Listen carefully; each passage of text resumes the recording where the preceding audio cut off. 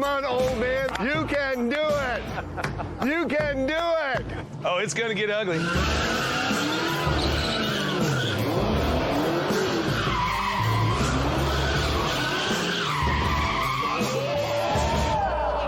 The sprinter, he almost took out.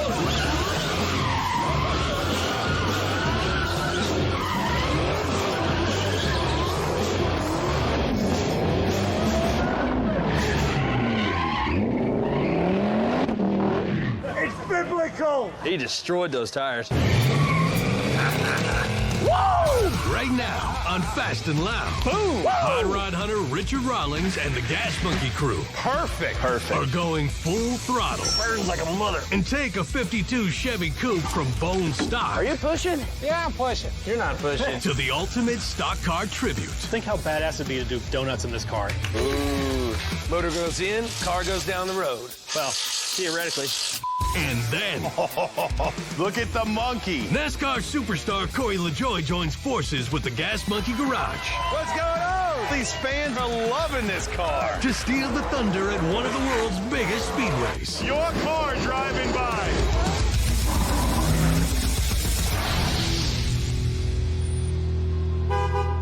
Oh, yeah. Yeah, that's a good looking car. Dude, that's nice. So you got the deal done, huh? Yeah. What'd we end up paying for it? 18. $1,800. I spotted this 52 coupe online the other day for sale by a little old lady up in Wichita Falls. I gave Mater some cash and sent him off to make her an offer. Dude, this car will sell for $5 grand like it is. This car is clean.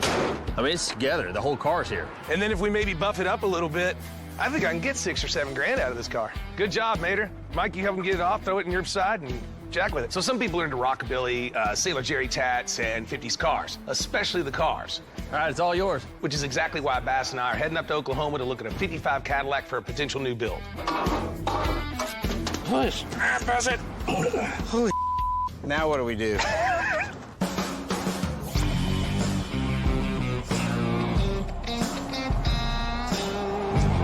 So I've heard that there's a Bonnie and Clyde shootout site close by to where we're going. This isn't a sightseeing tour, man. We're going to buy cars. If we're gonna stop, let's stop somewhere cool. Bonnie and Clyde, that's cool. It is cool. It's cars and guns and, yeah, running from the law. That's about as cool as it gets, I guess. So Tony Taylor finds me a couple of 1955 Coupe de Villes up in Oklahoma, and I figured, well, the price seems about right, so why don't we go take a look at them? It's a good thing Oklahoma sucks or Texas will fall in the ocean. That joke never gets old. It never gets old. When I grabbed O'Brien here because, well, he hadn't gone on a good road trip with me since the 34 Ford. We've been talking about doing another throwback build, and considering how 50s hot rods are trending, the 55 Caddy could be a real cash cow. The pictures that Tony showed me was black Coupe de Ville. It looked like it might have been factory black. That would make it kind of rare and kind of cool. A lot of those cars were pink and blue and purple and what have you. If it's a factory black car, that's just a bonus. I don't like it when they're Easter egg colors. Oh, gosh. Out here in the country, all you do is just honk, right? And then you either get shot or people come out. I'm gonna stay here until we see if they're shooting or not. I thought sure as heck you could direct that truck. You must be, Jimmy. I'm Jimmy. My name's Jimmy, and I'm from Langley, Oklahoma. Have been for 72 years. Came to look at your Cadillac. Well, how much green you going to cross my hand before go to look at it? Well, I'm not paying to look at it. I'm paying to buy it. Oh, well, I'll sell it to you. All right. He's a pretty cool old cat, because he immediately told me he was going to charge me to actually go look at the car. I'm like, dude, well, I should charge you for the gas for coming up here. There you go. That was a Look at that. black Coupe de Ville. That is a black one. You won't see a better looking one. Really? My own opinion. I got you. The 55 Cadillac Coupe was a big car. In its day, it was the ultimate luxury and status, even the ones Cadillac offered in a bunch of dreamy colors.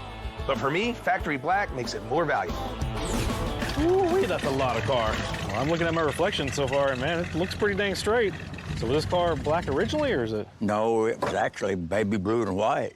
Baby blue and white. Oh. All wishes aside, it's not a factory black car, but if it's clean, I could be down with it. Well, that's a good looking motor. It's a 331. Yeah. Richard and Brian, they're not real sure just what to say about it because it looks so good. Well, this floorboard on this side's been repaired. Well, I got a new floorboard put in it. It does need some repair back here. This trunk floor has actually got a couple rust holes in it. Well, it's rusty there, and then there's a floor plan So on you that might side. have to put a floor pan in this thing. You think about what that's going to take? It'll be a messy job. So Jimmy's telling me how it's the best 55 coupe to build in the world and how beautiful it is, and and I'm like, Jimmy, I know you like it and you've had it a long time, but maybe we need to check that prescription on your glasses. You mind if we take it for a ride? Go for it. Guys, I'm gonna tell you something. If you break this damn thing, you buying it. All right. He's not even giving us a tail light warranty. I don't know how much gas is in it. Maybe it won't run out before you get back. That's why he brought me to push it. Seems to do everything it's supposed to do, like Grandma going to church. This is pretty cool. We're doing 55. Yeah, feels like it drives fine. Like floating on the cloud. I don't know. I think if I could get it for 10 or under, it'd be worth it. I know, worst case scenario, we don't want to build it. I could just flip it. I think you make money all day long on this car at 10 grand. Car seemed to do just fine, did everything it needed to do. Truth be told, it'd probably drive back to Dallas. This is a pretty sweet caddy, but with the rust repair and all of that, it's not big build material. Yeah, I like this old car. Why don't you buy it? But it'd still be a good flip. Well, if I can get him low enough. How much do you want for it? I'm asking $12.5. That's the best buy you'll ever have. Yeah, but I got to get it home and do a few things to it to be able to advance it from there. Well, that actually sounds like a personal problem. How about $7,500? He offered $7,500 for it. I was asking him which one of them hubcaps did he want. No, but I tell you what, I'll make you a deal. I'll take 10 grand, but I've got another and I'm gonna give you. 2 for 1 special? Maybe. Is it another coupe de ville? Yes, so you got this one to go with it. This one ain't as pretty as the other one. Well, it could be made that way pretty quick. Jimmy says he's gonna sweeten the deal. Like, you mean you want me to clean out your yard? I tore all this out to be able to take the motor out. Yeah, it's terrible. I mean, I don't think there's maybe but 3 or 4 good parts on this car, but hey, if it's 2 for 1 special, you might as well take it. Exactly, because I think that the 2,500 he's tacking on, I can get a little more than that for the rusty one.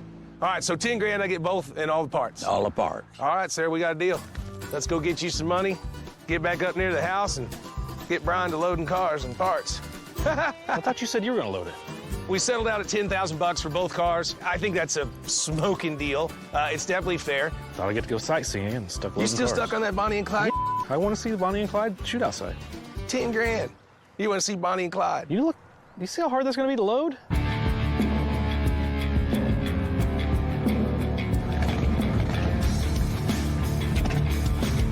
As it turned out, that Cadillac wasn't going to work as a build, so it's time for Plan B. And Plan B is already parked in the paint shop. Look at Mike Coy go. Paint's cleaning up pretty good. You're starting to get really good at this. You're buying a lot of cars that don't have rust. Well, Don't I jinx us. heard a lot of bitching for a lot of years. It doesn't look like it's ever been apart, No. which is good. And I looked at it and I thought immediately, this is a little old lady's car. I wondered which little old lady he hit over the head to get this car. Here's what I was thinking. I got on the old interwebs this morning when I can't sleep at 3 in the morning because I'm panicking about how I'm going to make y'all's paychecks. And I realized that NASCAR's coming to town, and that's a market we've yet to tap into. And I typed in, 51, 52 Chevy coupes and started looking through some of the images and some of the pictures, and a lot of them that came up were early NASCARs. The first official NASCAR race was on Daytona Beach in 1948. And in the years ahead, the cars were souped-up versions of the Chevys and Fords that your grandparents were taking on grocery runs. With a little Gas Monkey TLC, my 52 could be a Daytona racer reincarnated. Now, if we made a replica of one, as it is, stocky stock, then we went out and had a little fun with it. Somebody just buy it. They can go down to the local car show and stuff like that, and they got a cool piece of art. There's a market for 52 hot rods, but when you're making a period-correct race car, well, your market is shrinking. But those are the guys that are walking around with a bunch of money in their pockets. And that's where I want to be, in some rich guy's pocket. If we could do anything to it, what would be the idea? We keep the outside the way it looks, put some numbers on it, some letters, we do all the right details, but underneath we do a more modern front end and rear end. Make it handle, make it drive good, put a later model V8 in it, and then but when you look on the outside, you don't know it has that. Early stock cars were all about looking plain Jane on the outside, but having enough power on the inside to outrun the law and your buddies on the track. Think how badass it'd be to do donuts in this car. It ain't gonna do donuts the way it is. No, it's not. I think Richard's idea of turning this into a stock car, early 50s NASCAR version of this car, that's a really cool idea and something I actually have always wanted to do. We're thinking IFS on the front with disc brakes, a 9-inch in the rear, disc brakes, small block, manual trans, probably a hydraulic clutch, and then just the rest of it's just getting the look. Even though as clean as it is, it's just a perfect canvas for a hot rod, but we have to actually add the performance too. We want a car that's not just show, but show and go. If you're talking restoration, all that costs money anyway. Okay, fine. But it's got to get done. This stock car not only needs to look period correct, but it needs to be able to perform. And we better get it done soon because there's about to be a big NASCAR race right here in Dallas, and the whole town will be flipped upside down with NASCAR fans. Here's the plan. We're gonna make this Chevy Coupe into a 1950s NASCAR racer. Give it new independent front suspension and a 2-link rear, modern coilovers from RideTech, and Willwood brakes. To push it around the track, she'll get a small block crate motor. Inside, it'll be all business with a race cage for safety. And finally, on the outside, well, we'll keep the paint because it's original, but we'll dress it up to make it look track ready. To get it all done, I'm giving the guys a budget of 12 grand in 2 weeks to resurrect this Chevy as a 50s racer, which I'm hoping to sell as soon as they can finish building it for at least 30 grand. All right, cool. Hey, we're gonna have to go get Chad right now, start getting parts here. Hey, I'm gonna ride my motorcycle and go get a hamburger. Do that. I'll take one too. Cheeseburger, please. Now it's hard to carry on the bike. Coming up on Fast and Loud. Are you kidding me? You're signing autographs in my store? Richard partners with NASCAR royalty. Hello. While the 52 Chevy unleashes its venom. It's like I'm fighting with a giant snake under the car. You're being a stubborn.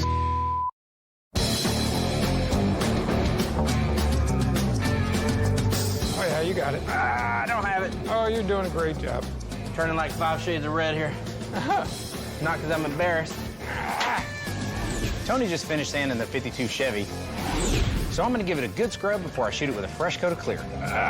For this build, I laid down the law and decided that since I'm really just refreshing the paint, I might as well clear it now before we even start to tear it down. Are you pushing? Yeah, I'm pushing. It'll save me from having to wait for parts and all that crap, and that's how I always get screwed out of having enough time for paint anyways. It is nice, like bikini weather. I don't want to see you in a bikini. Why not? I've seen you in a Speedo. The most valuable paint job you can find is an original one, and it can bump up a car's selling price by 25%. And the only way to improve on this car's original paint job is to clear it so it'll continue to last a long time. Huh, it looks a lot better, huh? Just It doing does. that. That'll end up saving us a couple days on the build and save Richard some dough. Think about that bikini stuff. No thanks. I think the car's gonna look pretty good. It looked good when it was wet. Instead of painting the frame and body panels in separate parts, in this case, all we need to do is cover up the chrome, glass, and anything else that we don't want to get clear coat on, then it's time to shoot it. Was that weird? All right. Let's do this. The thing about original paint jobs on cars like this is they don't have the UV protectant like cars do nowadays. Ready? Let's get it on. So I'm able to extend the life of the paint because the clear coat is UV resistant, and that'll help protect it against sun fade along with restoring its original shine. Once the clear coat cures, we can move the car out of the paint booth to be torn down. All right, well, let's get it out of here. Okay, let's do it. 1, 2, 3. Yeah, you're not pushing. I want you to go. Hold on. I want you to go. Oh my God. Really? God, the parking lot's full. It is. So I noticed that the merch shop is doing a little more business than usual today, and I'm thinking, hey, that's pretty cool because Gas Monkey must be trending on the interwebs or something. Are you kidding me? You're signing autographs in my store? I told him I was Richard Rawlings, so Come on, they man. lined up. They couldn't mix that up. I got a lot more great. Good to see you. Damn, NASCAR fever must be in the air. A few days ago, Corey called me up and said he wanted to talk with me about potentially working on a NASCAR race with him. And he's a great guy, and I've worked with him before on American Warrior Garage. And he said he's going to swing by my office today so we can hash it out. I just didn't expect him signing autographs in my merch shop like the NASCAR superstar that he is. Man, I need you signing autographs here all the time. Everybody's all stocked up. Waiting in line. I only charge a little bit. I'm not that expensive.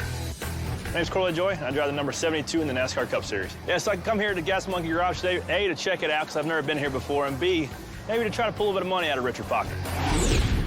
Corey LaJoy was born to be a race car driver. His father, Randy LaJoy, is a former NASCAR Busch Series driver and won the championship in '96 and '97. Last year, Corey drove his number 23 car to an 11th place finish in the Daytona. This season, he's driving the number 72 Chevy Camaro. Well, what you need? What are you thinking? I think I can get you a smoking deal on an old NASCAR Cup car. Well, let's go over here and talk about it. All right, let's Guys, do thank it. y'all all for coming. Oh, yeah, I can see it. Corey's got NASCAR sponsorship twinkling in his eyes. And he's looking in good old Uncle Richie's direction. What do you got going on? We're sponsor list for our Texas race here in a couple weeks. I figure Why not go down there and check my buddy Richard's place out and see what he's got? In case you're wondering, sponsoring a NASCAR team, well, it's mind-blowing expensive. NASCAR's got a huge demographic, man, and but the team I'm with, TriStar Motorsports, their price point's pretty low. Our overhead's not quite as big as those bigger teams, but so I think you'd be pretty interested. Texas is a big race. It is. For the record, Gas Monkey has been sponsored for some huge-ass auto sports. IndyCar, Monster Jam, NHRA. I've literally spent hundreds of thousands of dollars to get eyeballs on the Gas Monkey name. Never touched a NASCAR, but there was a time that I drove their pace car. But that don't really count. So there's one box left to check off. But it's an expensive box. I mean, that's a lot of money. I'm not sure about this one. I've tried to avoid sponsoring a NASCAR team because it's very, very expensive. Let's just say that this is a regular NASCAR budget. Right. And this is half of a NASCAR budget. Right. I need to be back of that. Well, It's a great marketing idea. I'd love to get that Gas Monkey right on the side of that car. Maybe Russell's right. I mean, this is the Texas race, and Texas Motor Speedway is one of the largest sports facilities in the entire world. So all those cars going around that track, but one of them having Gas Monkey on it, in front of all those fans, that might be the ticket. Plus, NASCAR is the pinnacle of American motorsports. It's the king daddy of them all. If you can get me a smoking deal, I think we'll do it. Let me make a couple calls and we'll figure it out. All right, man. Let's see if we can take Monkey to NASCAR. Let's do it. Man, I've followed the Gas Monkey brand for years. I've always loved it, and for me to be able to carry that brand on the car is unreal. Give me a smoking deal. I'll Let me get you a show you smoking around, deal. man. NASCAR. Oh, yeah, we're rolling now, buddy. You're moving, but not very fast. Hold on. Oh, there we go. Drive it. There. Good Lord, how many times do I have to push this car around the shop? I guess this is what happens now that Richard's on a huge NASCAR kick with Corey LaJoie and all. So my back is killing me because I pulled the old switcheroo and cleared the 52 before the build work was done. But now that I'm done, Jason and Charles can have it and get it torn down. We're gonna rip the transmission, motor, and all the suspension off of it today. We're gonna take over now. Thank you. Oh, push it over here and then kick us out. Bass went to get a part, so it's just me and Charles right now. We don't want to pull the motor transmission out together because we'd have to take the grill and all that stuff out. We want to leave as many pieces on the car to work as fast as possible. So I'm gonna take the transmission out the bottom, we're gonna take the motor out the top, and then we're gonna drop the suspension at this level right to the ground and take it out as whole units because we don't need it. All this is gonna get replaced. We want to speed the process up. We don't need to break it down any further than we need to. Come on. Come on. You ought to be a stubborn. I might be able to detach this exhaust off real quick. It's like I'm fighting with a giant snake under the car. Finally. I gotta be careful not to get clobbered by the drive shaft. Since we're making a period correct stock car, everything but the body's gonna be replaced with high performance parts. Usually we bang the car up tearing it down because Mike's gonna repaint it anyway. But the trick this time is not to even put a tiny scratch in this clear coat. So I like to take things apart in big pieces, less work. Hey, if we're not using it, I'm all about destroying it. Perfect. We get the forklift, take it out to the trash. Sparks. Burns like a mother. Woo. Some days are just like this. God. Hey, Tony, just the guy I'm looking for. Oh, my God. Oh, man, the paint. Even pulling the hood becomes a three-man operation when you're trying not to scratch the paint. Enough? That's enough guys to yank a motor and a transmission.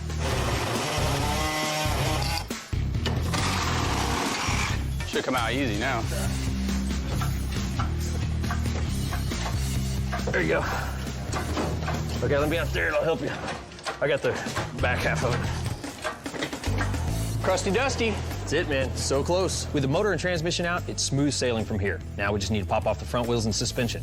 Might not look it. There she is. Oh, Nelly. And if we happen to scratch anything, we'll just pin the whole thing on Bass. How do you keep two monkeys busy all day long? Hey, you want to throw that exhaust on there too? I'll just get rid of it all. Coming up on Fast and Loud, That's not gonna fit. We're gonna have to cut this body. the sheet metal hits the fan. Oh, While Richard's NASCAR plans might hit a speed bump. either winning or crashing gets the most publicity. If we're not gonna win, we might have to look at the other option.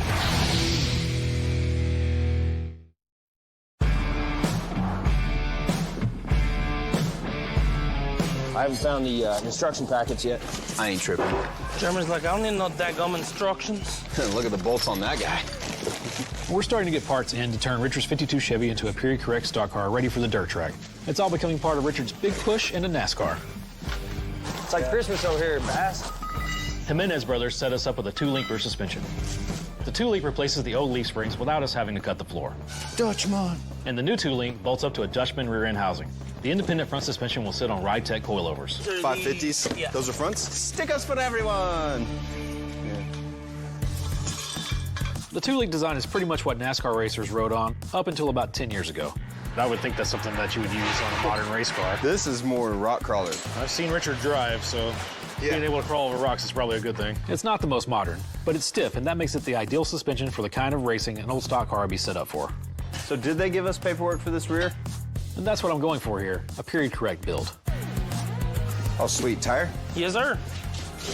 Oh, hey, let me help you with that. Here you go. Okay. Dude, these white letters are rad. So, they don't. Oh, yeah, that's not gonna fit. Mount? We're gonna have to cut this body if we want the look. I mean, I don't think anybody's told Richard that yet, but I think we just do it. Richard digs the Chevy because the body is super clean, so I don't think he anticipated me taking the cutting torch to it. The stock car look is rounded, perfectly rounded with the tire. It'll add time to our build, but ultimately, Richard will get more bang for his buck if we get the look right. Oh, no, that looks pretty dang cool, I think. That's the look we're going for. I mean, it has to be done. Hey guys, come look at this. While the guys are working on the 52 Chevy, I have some paint samples for the Riviera build. So it's more or the same? Which one do you like the best? It's a toss-up. I like this one and this one. Which one do you think he's gonna pick is the question. Yeah, I think he'll go with one of these two. Yeah. I did some spray outs for Richard to look at for the Riviera that we're gonna build and take to SEMA, which is coming up in just a few months. What do you call that color? Unattractive beige? Buttermilk yellow? Buttermilk yellow. When he brought the car in, it was like this puke kind of yellow. Everybody's gonna expect green out of us. I will give you my word we won't do green or black. With Richard investing $300 grand to turn this 72 Buick into a supercar, this design definitely calls for more of a sexy gray. Let me tell you, they don't stop at 50. There's a gazillion shades of gray. You got $1 on which color? I got $1 that it's not on this Well, don't put color them out, palette. because you know he'll take them. I got $1 that says this one here. The Riviera is going to be the most anticipated car at SEMA, so it's got to be a super build. SEMA is the premier auto trade event in the world, held every year in Las Vegas. Turning the Boattail Rivi into a luxury pro touring car will prove that Gas Monkey is cutting edge and a force to be dealt with. Somebody said you got spray outs. Yep. What's the dollars for? We'll tell you later. Color is the first thing people are going to see, so the paint scheme has to be dead nuts right on the money. These are too light. This is closer to what I want, but too dark, and that's just regular ass gray. I'm looking for a color closer to this, but not that dark. It's a Keenan one. There you go. Happy meal on y'all. There's a lot more riding on this Riviera build than 300K that I'm putting into it. Did I just say 300K?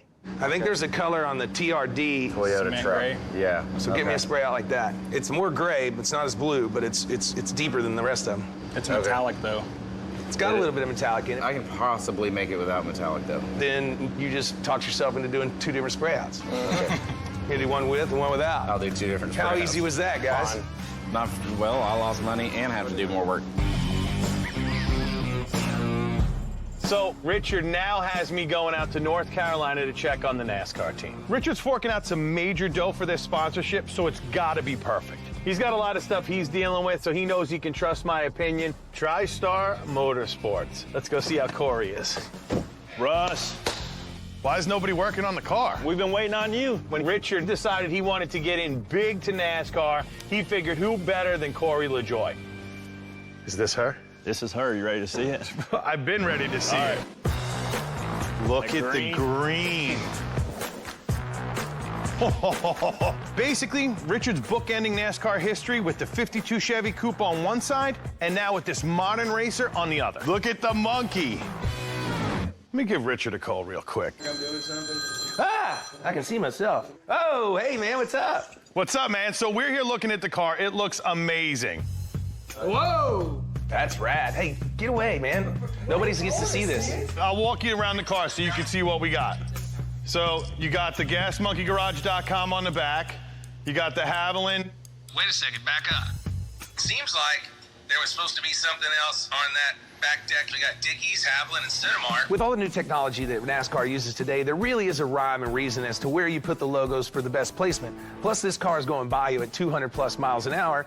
You need the audience to be able to see what you're talking about. So we're putting the monkey here, we're putting our sponsors here, and it's going to look good going down the track. Yeah, let's put more Gas Monkey Garage on right there. This big empty spot. Okay, put Gas Monkey on there. What's up, man? Are you going to win? What are you doing? I'm gonna try like hell. Well, you know, either winning or crashing gets the most publicity. If we're not gonna win, we might have to look at the other option. All right, well, super cool. Yep, later. Well, you heard the man. We need to put something there. All right, guys, I got some more Gas Monkey here. Let's put the cherry on top. This is why Richard is the marketing genius, and I'm just the guy who helps get things done. Due to the in-car cameras, things that you wouldn't think are gonna get seen, you see. So if Corey were to crash, our logo's less likely to get crunched up if we put it behind the rear wheel. How's that look? Good? That's nice. Perfect. That'll gain some attention there. What's the deal with this big tricycle? That's a mustache slider, man. Let's fire this thing up.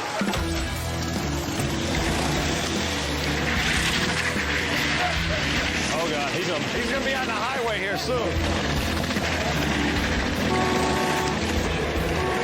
If I didn't have to piss before, I do now. Sweet, Chad's back, and he didn't even dent my truck.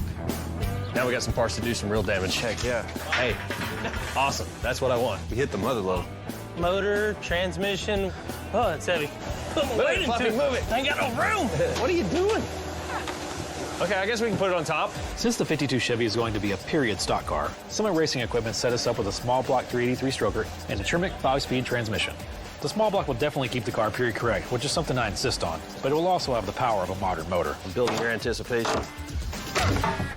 Ooh, carb to pan? The thing about this small block is it looks like an authentic late 50s Chevy motor. It's got a 4-barrel carb, it's been dynoed, and it's got more torque than a regular Chevy motor. That will definitely work. Let's get out of the crate. there. Which means it'll really bolt off the corners like a true stock car. Aw, snap. Hell yeah. Hell yeah. That Tremec 5-speed is a perfect match for the small block, with smooth shifts and a nice deep overdrive. What's up, B? Hey. We need to obviously see where this motor's gonna be. We have no motor mounts in there. You know, start getting all that located. I can just put that engine and trans together, and then we could stab it and see where it needs to live. Yeah, sounds good. All right, start tearing into it. Coming up on Fast and Loud, Boom. The 52 Chevy knocks the monkeys off their feet. It's gonna run into the firewall. Hell yes. And Richard takes NASCAR by storm. And look at all these fans are loving this car. Unbelievable. What's up, everybody?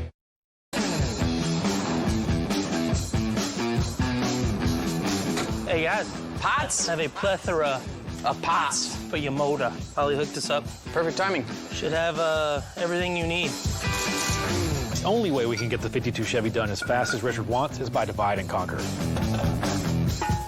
While Charles is assembling the small block, Jason's been installing the front suspension. And I'm wrangling the rear end with Jeremy. You got to go 2.5 inches my way. That looks like it should be something on a dually from back here. It looks absurdly wide from back here. It's kind of crazy how wide it is. But tape measures don't lie, right? Could you all use some spindles? Good timing. Gas Monkey's all about NASCAR right now with the Corey LaJoie deal and this here 52 Chevy coupe build. But the sponsorship tab nearly cleaned me out, so I can't afford to lose any money on the Chevy, which means it has to kick ass. Something's either wrong or right. Yeah, we're finally getting all the pieces we need to put this car together. Brian's a top-notch hot rod builder, but wrangling this pack of monkeys is a whole lot harder than running a one-man shop. Have you seen the tires we're putting on this? I have not. There's one right there. Oh, super cool. Whose artistic talent is this? Jeremy was having fun with it. Sure that wasn't one of his kids? Because that looks... He put a happy Yeah, face on he it, was, too, he was just in pretty case you didn't delirious. like It was pretty late when he was doing that. So what about the real artwork back here? Are we cutting them? Yeah, absolutely. Got to. Yep, if you want to fit that tire in there. That's gonna be rad. What color on the wheels? Either white, black, or gold. One of those. Yeah, but most of them you Normally look they'd be up silver. in the old interwebs are white. Exactly. Well, white That's works, exactly what I was going to say. Do you know how to mix white paint? Have you ever mixed white paint before? We don't have green. Yeah, If it's color, whatever you can green here. You can't mix white. You can't mix white out of green and black. Yeah, That's a good point. I'll have to order it. With these tires and this suspension, not to say anything about the small block, this Chevy deserves its time around the track, and I'm gonna do it. I'm thinking the Kennedale Speedway is the perfect place to kick up some dirt and see how she performs. Good enough for me. We're gonna hammer on it. I want that in writing. Yeah. It's in writing. Yeah. Better than that, it's on tape. Hey, Boom. Queen said turn left to go right. A little toad. Oh. Come here. Come here. Pick him up with just your mouth. I would if the floor wasn't so dirty.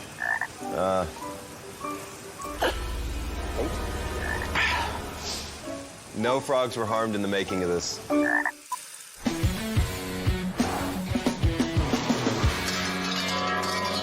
Kind of hurts me a little bit to see this nice trunk floor get cut up, but then I remember it's just a grandma car. Just wait till we cut the outside. Yeah. If this is hurting your feelings, you're about to be real sad. We are well on our way to turning this 52 Chevy into a late 50s stock car.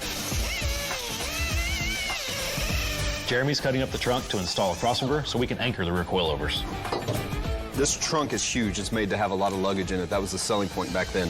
But it takes up all the room all the way up to the rear end, and well, we need to put these coilovers behind the rear end. So cut out a section of that trunk. That'll give us the room we need to get the coilovers in. Doing it this way allows for full movement down there. So if we want it lower, that lower mount can just unbolt, move it down a notch or two, bolt it back in. So we can adjust the ride height 2 inches either direction. Probably. That's yeah, nice. we should be able to. Chadwick, Yes, sir. would you grab one of those floor jacks back there? Up in the front end, we still have to make that 3D 3-stroker sit at home under the hood. I can almost guarantee it's gonna run into the firewall. All right, here we go. Going up. I decided to go with this 3D 3-stroker because it's a period correct motor. Good. Down? I'm gonna go forward as you go down. Here we go. That's important to all my builds, to get the big concept right. When we're done, you'll be able to lift the hood and it'll have the look of a late 50s stock car, but the power of a more modern motor. You good, Bass? Yeah, so far. The motor's called a stroker because the crank has been changed to give the pistons a longer stroke. They move up and down about another 1/4 inch. There, whoop. That's the motor mount. So that means more displacement, and that means more horses. This motor's about 420 horsepower now, up from its original 350. Even with a short water pump, we got to go back with the motor. Because we got a 3-inch radiator. If we took it back 3 inches, would they put you where you want to be? It'd be pretty dang close. And right there, 3 inches would put us an inch off the firewall at the valve cover. Okay. I say the motor mounts go back 3 inches and we re-stab it and try it again. Hell yes. As of right now, you're clearing the floor, too. You don't really need to do hardly anything. I can't wait to hear this thing run, but first, Jason's got to get the mount squared away so it'll fit in the car. Let's pull it out. I'll move those mounts back and we'll stab it again. All right, it's going this way. Hold on. Okay.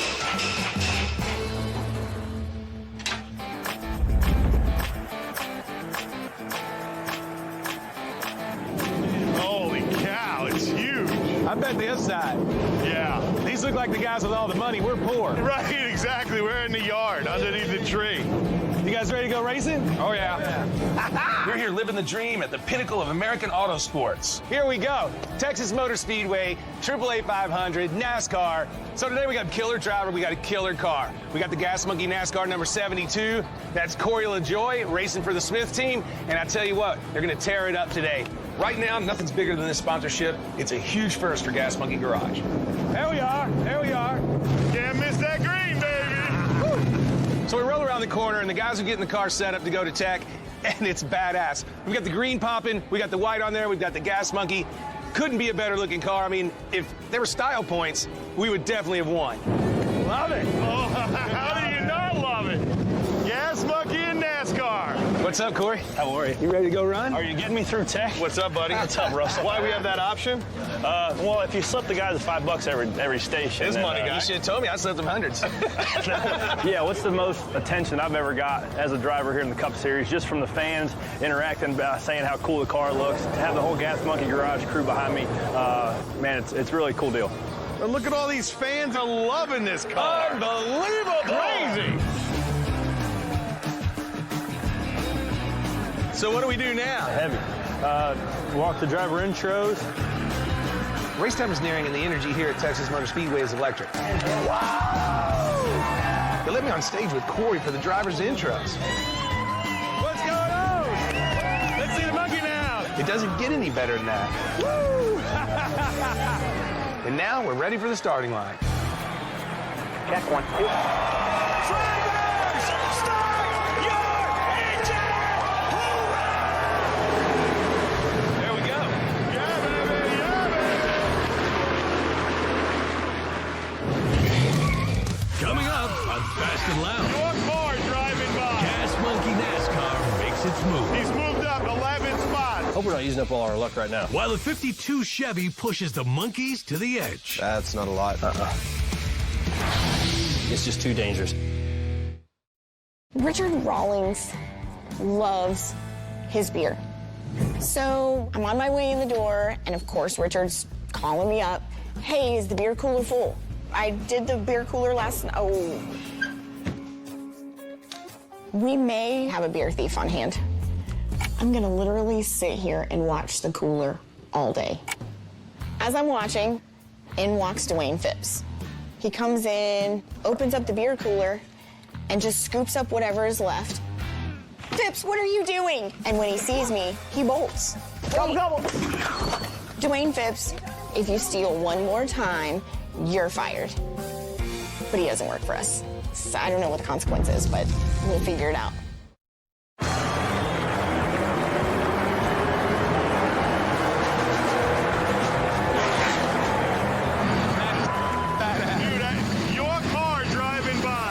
We're here at the AAA 500 NASCAR race at Texas Motor Speedway. The race just got started and Gas Monkey Garage is sponsoring the Smith team and driver Corey LaJoie and car number 72. This is one of the biggest things that Gas Monkey's ever been a part of. I'm trying to expand the Gas Monkey brand throughout the world of racing, and I'm praying Corey wins. He's in 26th. He's moved up 11 spots. Lap 47 right here. So we're almost 50 laps in now, and the Smith team and the 72 car are competing. Nice job, nice job. The drivers have to complete 334 laps around the 1.5-mile track to cover a total of 500 miles. It's a blast seeing our logo racing around the track at 200 miles an hour in front of over 100,000 spectators and over 2 million viewers at home. I'm telling you, this is money well spent. It is a sharp car. Cruising fuel pressure, 20, 18. Taking all I got. Ain't gonna make it. Whoa, whoa, whoa! What just happened? No, he's going to the garage. What happened? Busted fuel cell. That's it. Well, boys, made the car better today. Take that positive, go on to the next. While the race may have ended for us faster than expected, in my book, it's a win for Gas Monkey. Pretty badass. There you go. You know, today we got incredible brand awareness, and I can't thank Corey enough for letting us represent the 72 car. Another feather in the cap for Gas Monkey. Cha-ching. It's great to have a horse in the race. That's the thing. Absolutely.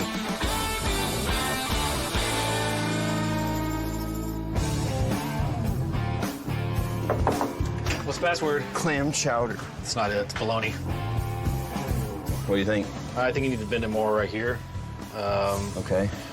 And if we do that, it might be a little bit short, so this leg might have to be slightly longer. Well, I'm really happy with how the 52 build is moving along. Now, we're actually going to put it on a track, so it needs some safety features built in. 24 or something? Yeah, but you put the mark on the same spot, it's 24 1/4. So Jeremy and I are working on a single hoop roll bar. We need to cut some base plates. We could go ahead and get those even welded in if we wanted. That is true.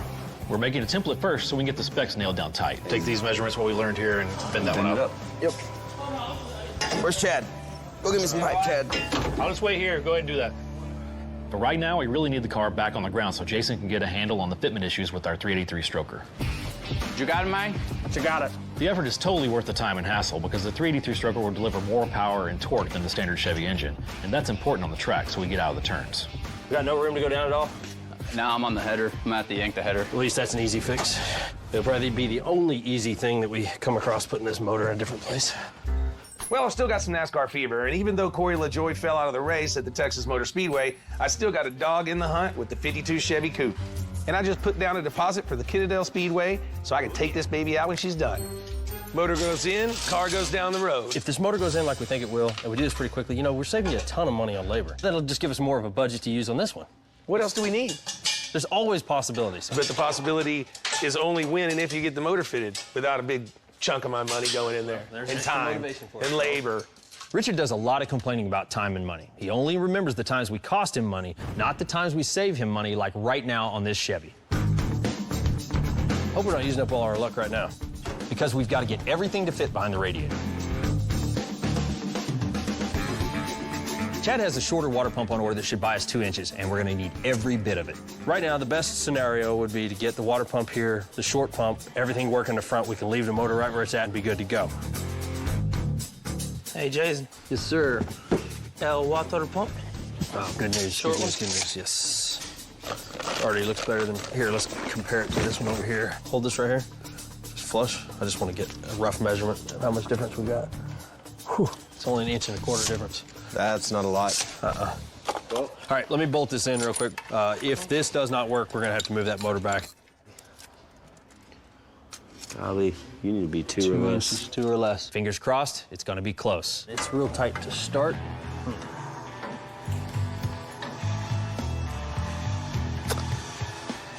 Fan blades are hitting the bottom of the radiator.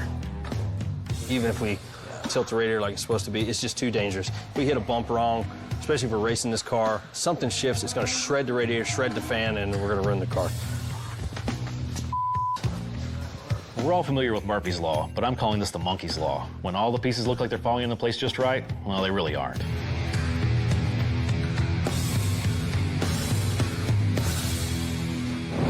Next week on Fast and Loud. Roll it. As the 52 Chevy's deadline closes in, I need the rest of it done in 12 hours. Nothing's ever good enough for that guy. Mother Nature closes them down. We have no power. Is that safe? Is anything we do safe? This is all we need. And It's just getting moving. Good Lord. the monkeys hold their noses. Dude. For a car only a boy could love. It's gonna be yours, dude. It is? Yeah, your dad's gonna show the extreme hatred that his dad showed and give you this car. Then the monkeys drop a bombshell. Dang. Shut it, Mike. It's Colin, and Colin does drifting. Hey, Mike Coy, you ready to do this? I'm ready to do this. All right, Colin. Hell yeah. If it looks like you're gonna wreck and everything's going to hell, floor it. Push it.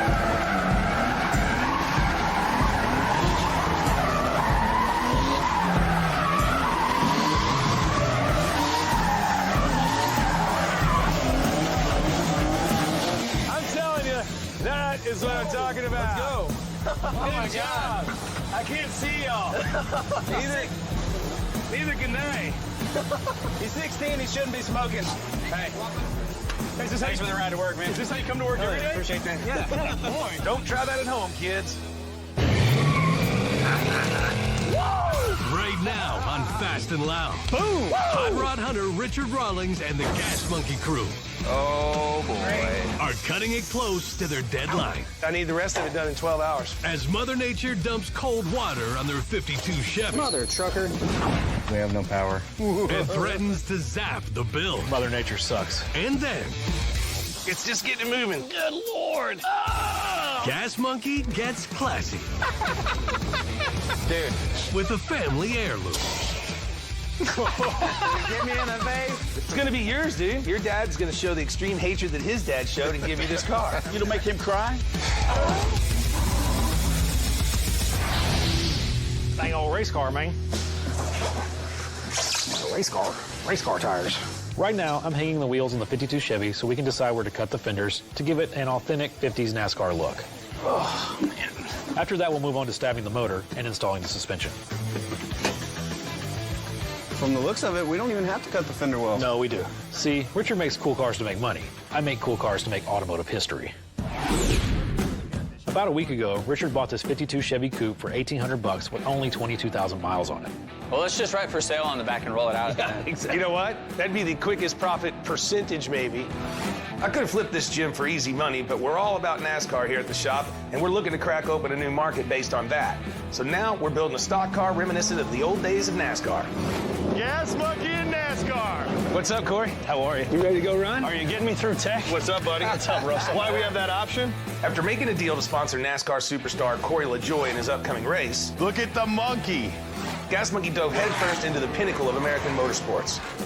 What's going on? But time and money are tight, and all those eyeballs that were on Gas Monkey at the race can now see that we're into NASCAR, and I've got to sell them something pronto while the iron is still hot. And look at all these fans are loving this car. Unbelievable! Crazy. We wanted to preserve the 52 Chevy patina, so Mike cleared it before we did any build work.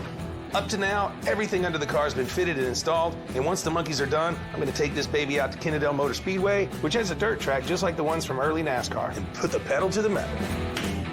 Boom. It needs to be like... Yeah, you have to carry it out to nothing at the end. So the cut would be more like that, and then you'd start to kind of roll it. Yeah. All the way around.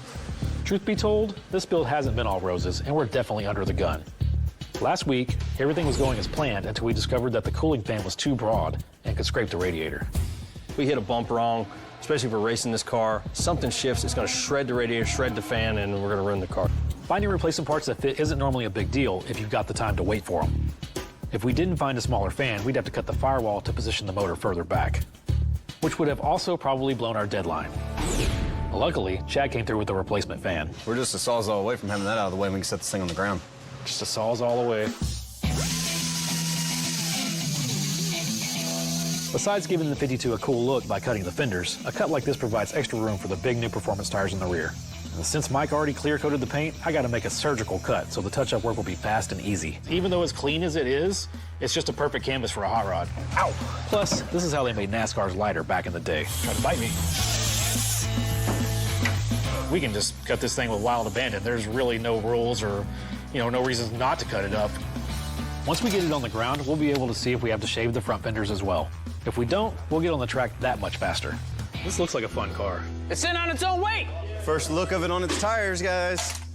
It might look cool to trim the front fender wells, but for once, if it's not rubbing, we're that much closer to racing. Leave the front, do the back. Saves time and money. Leave this one round, leave that one straight. On and okay. I like it. It looks awesome. That one might be on the inside. I'm helping Eddie clean the windows, and he's doing a pretty good job. He keeps missing some spots. It's right there. And then I see my buddy Joey outside, and he brought his boy by. Whoa, Joey! So I was like, come on in, dude, have a beer. What's going on, man? Hey, little man, how you been? My name is Joe Morrow. My name's Joseph Meyer, the fourth. Fourth, you're the fourth. You want a ginger beer? No, I'm good. Well, I've known Richard for over 20-some-odd years. He probably needs to lose a little weight and put some shoe polish in his goatee. Other than that, he looked really good. So what you got, man? My dad passed away, and he left me this really cool car. Come on, man, we've been friends for... Everybody's got a cool car they want to bring up here. Richard, this is a special car. This thing is absolutely off the hook beautiful. And it goes to Joseph, and you don't want to break his heart, do you? You don't make him cry? Look. I just need some motor work, a little this and that, nothing big. It's in Vegas anyway. I wouldn't do this for anybody else, but I'll do it. Awesome, come here, it's here. What? You said it was in Vegas. I'm just kidding, come on. Come on, Joseph, man, you said it was in Vegas. It's right here. Son of a... Had a little trick up my sleeve, had the car sitting in the parking lot. That is Joey. What is that, man? I thought it'd be like a Chevelle or a Camaro. It's an 85 Zimmer. I think there was only 3 made that day. It's a Zimmer. It's a company that made their living out of taking like Mustangs and Cougars and Thunderbirds and turn them into Art Deco styled cars like the Duesenberg, but with all modern components, such as a Mustang 5.0 liter V8 engine and drivetrain. Back in the day, these were sold for 62 grand brand new. Sounded like a good idea in the 80s. This was not a good idea. Those are Volkswagen blinkers. Those are wire wheels like you used to be able to get at like Montgomery Ward's, which is now defunct. It doesn't even start. Well, that's where you come in, Richard. Oh, gosh. There you go. Got a little 302 in it. I bet you this thing's pushing about 190 to 210 horsepower. Yeah! You want to buy a Zimmer? They're very cheap today. Does he move in the wind? Does he just fly around whichever way you're going? It's got a Screaming Eagle on it. It's got a 5-liter anemic motor in it. But at the end of the day, it's a modern drivetrain, 4-wheel disc brakes, AC, power steering, power windows, power brakes. It's actually a loaded car. Just one you don't want anybody to see you in. And would you believe these Zimmers sell for as much as 40 grand? All right, man, I'll go through it, but if it needs anything major, it's gonna cost you 12 grand. I've been out with Richard before, and if he has enough Miller Lite, he'll forget all about it. Let's do that again. You go steer, go ahead, buddy. I'm gonna get it running, I'm gonna make it work, and make sure it's in good shape so that he can give it to his son in like 7 or 10 years when his son gets old enough to drive. Oh! It's just getting moving. Good Lord! Oh, it's heavy, dude.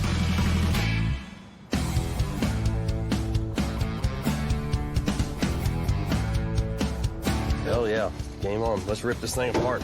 Oh, okay. If you're ready, I'm ready. You ready to rip this thing apart? Let's do it. All right, we're going up again.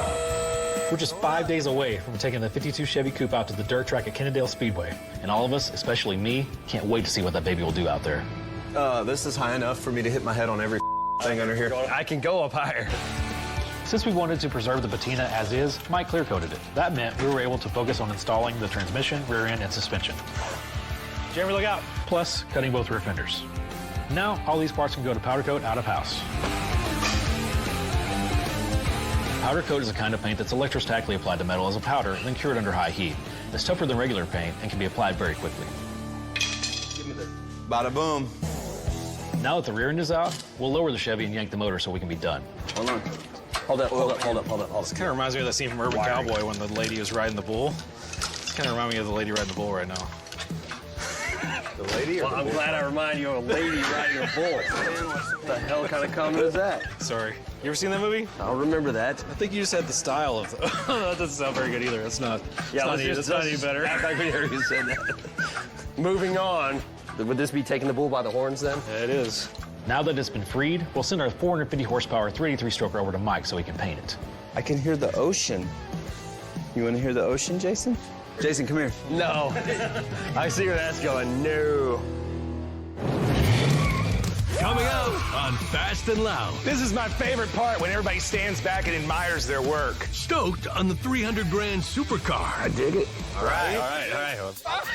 But skunks by the Zimmer. Did it get me in the face?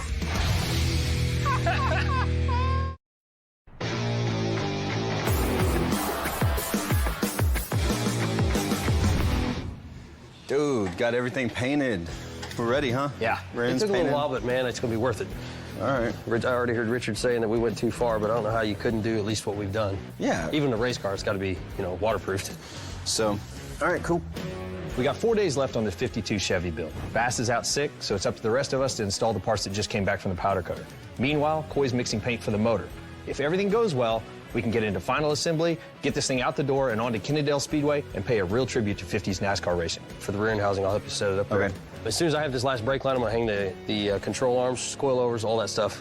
Then we got to start locating the shifter. You already made the plate, but get the shifter out, bolted in for the first time. All right. Steering column will be shortly after that, so. Rolling chassis by the end of the day. Yeah, should be a really good day.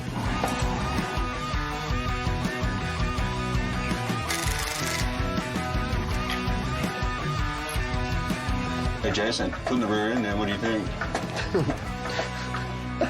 So many thoughts just went through my head. Right now I'm shooting the motor a Period Correct orange to keep the 52 Chevy as authentic as possible. Legend has it that back in early NASCAR, they used bold engine colors on the motor to make spotting fluid leaks easier before races, because dark liquids contrast against the paint. Chevy used orange, yellow, and finally settled on a blue. Honestly, I prefer the orange myself. Another masterpiece. I'm good.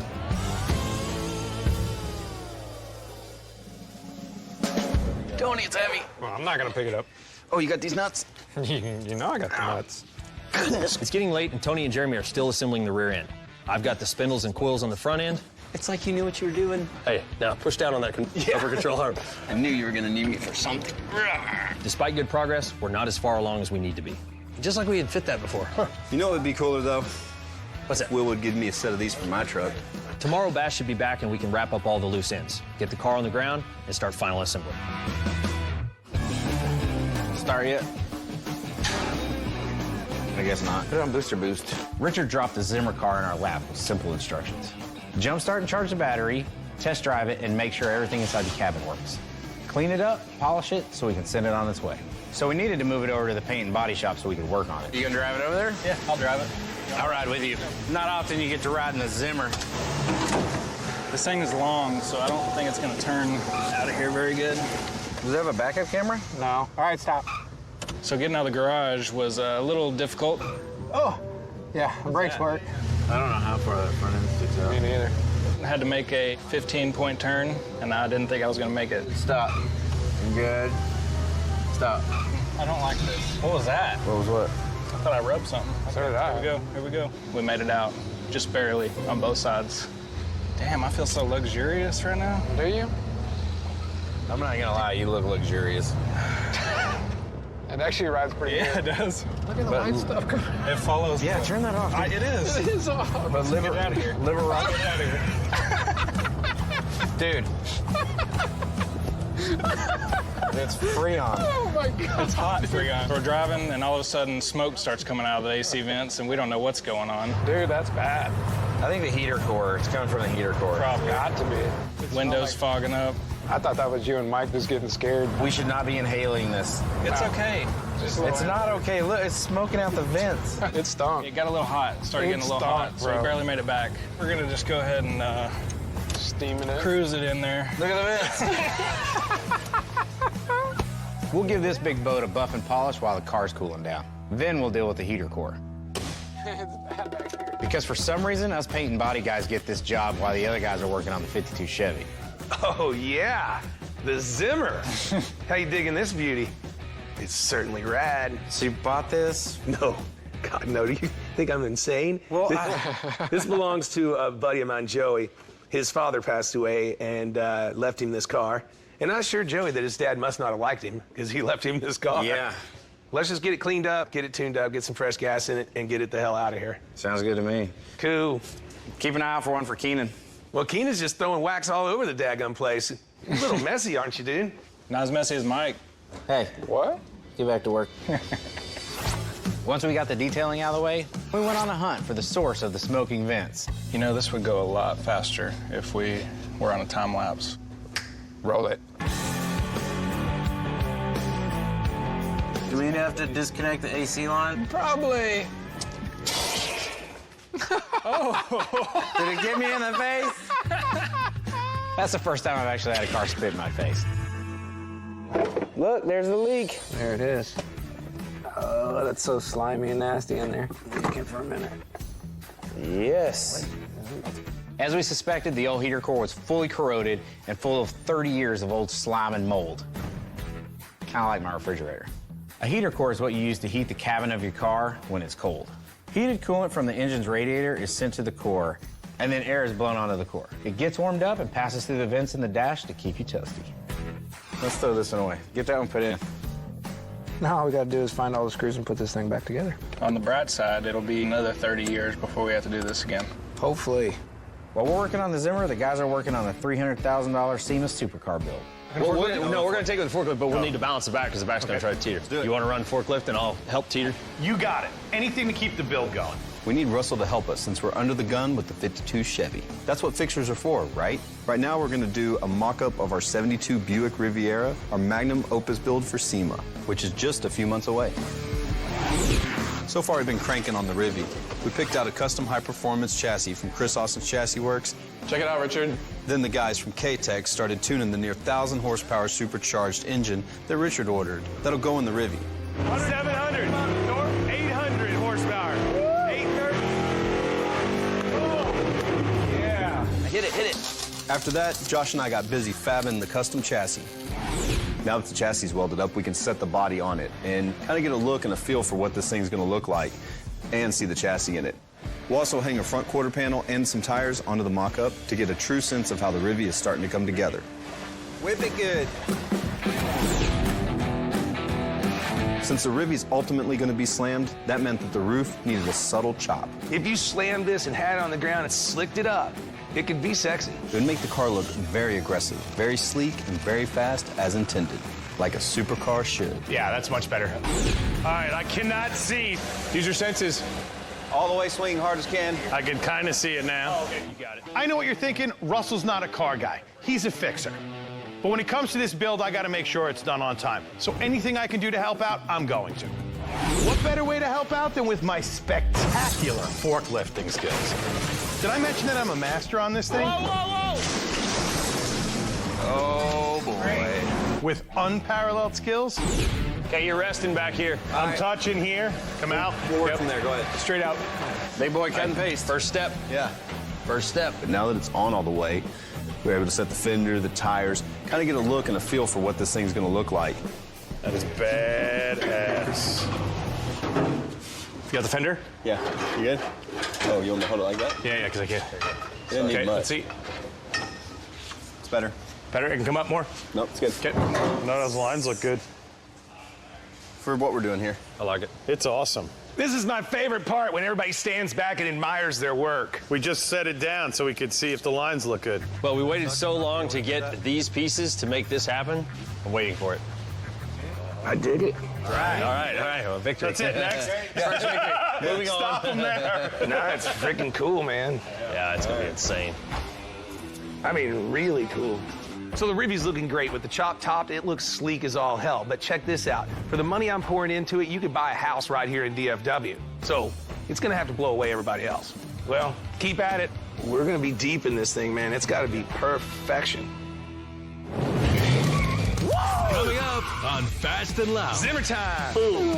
That's genuine laminated plastic wood. From the Zimmer's big moments. If you throw your head back, it feels like you're going fast. To the monkey's darkest hour. We have no power. Mother Nature sucks.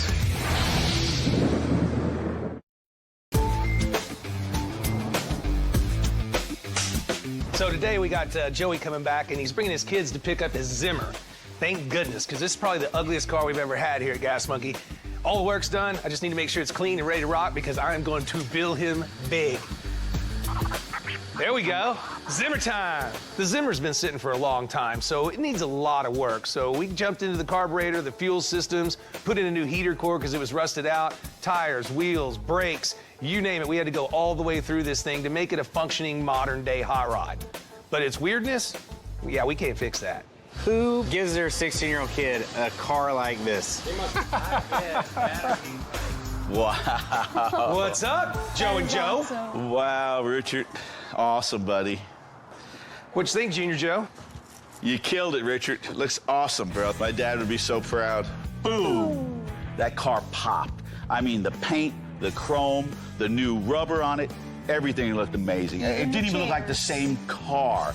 They knocked it out of the park. We shampooed everything up, cleaned it all up. Where you're going to be looking at a stiff bill is we had to pull the dash and redo the heater cores, rusted out, and that is not an easy job on these. Yeah. You went through the whole thing, it sounds like. This is genuine imitation leather. Yeah. It's covered in plastic for its own protection. Check that out. Amazing. It's going to be yours, dude. It is? Yeah, your dad's going to show the extreme hatred that his dad showed and give you this car. That's genuine laminated plastic wood. It's your car now. What That's is your cheap wood plastic. What kind of gear shifter is this? It's one that moves from park to drive sometimes. No, it's actually a pretty cool car. We checked it out, and, you know, it's just a Fox body Mustang with all this craziness on the outside. And I was surprised once we got it in here to see that these things still sell fairly decent money, you know? Up to 40 grand for this thing, man. Well, get in the back, dude. Let's go for a ride. Let's take it. We're off like a prom dress. Like the one you wore? Shut up, you. All right, here we go. Sounds good. What do you mean? It doesn't even make any noise. That's what I mean. All right, let's see what this thing does. Oh. If you throw your head back, it feels like you're going fast. My neck. We're almost at the freeway speeds. That's pretty much it. This is this is a whopping 160 or 175 horse. Wow. Small block Ford. The car drives amazing. It absolutely is a completely different car. It's a completely different ride. Seriously, thank you for what you did. This car is going to be around for a while with our family, and I know this is not your usual gig. Don't worry about it. I did it for Junior Joe. I didn't do it for you. I don't think the people know you have a soft spot out there. They need to know that. I love kids as long as there's somebody else. That's right. That's what I'm saying. Get out. Let's open the door. You know it's going to be rough, Joseph? What? Getting that door open, princess? Whoa! Little stinker. Probably wondering why I shut the door. Yeah, so I pay you. That's right.